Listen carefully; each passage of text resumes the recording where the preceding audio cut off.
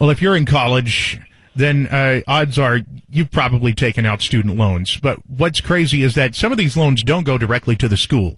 Some of these loans go directly to the student. Some of the students getting this loan money are doing crazy things with it, stuff that's not going to school.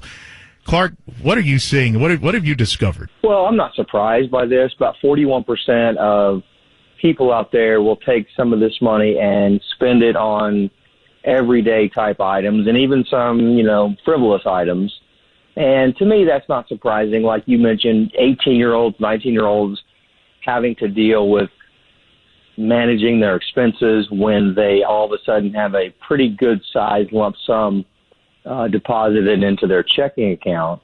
It's human nature to want to spend that. And I think really the surprising thing to me is that most people, more than half, don't do it. So I'm surprised that that's the case. But it is something that is human nature. I firmly believe you're either a spender or a saver. And when you're tempted by money and you see money in your account and you say to yourself, oh, I can do this, I can do that. You're at the mall and you see your favorite pair of shoes.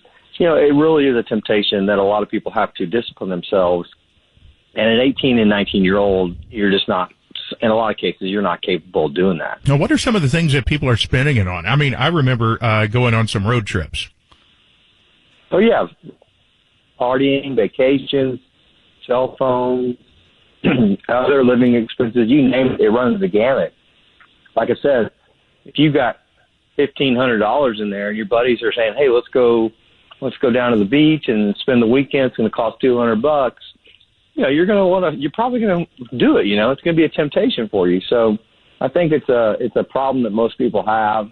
I'm surprised the system is set up the way it is that allows for this to happen, but there's probably no way around it when it comes to part of the money being for books. And when you, as a student, have to go buy your own books, then that money needs to be in your account in order to buy the book. Yeah. So what's the solution? I mean, how can parents help the kids or help the adults who are in college, and how can they help themselves not do this?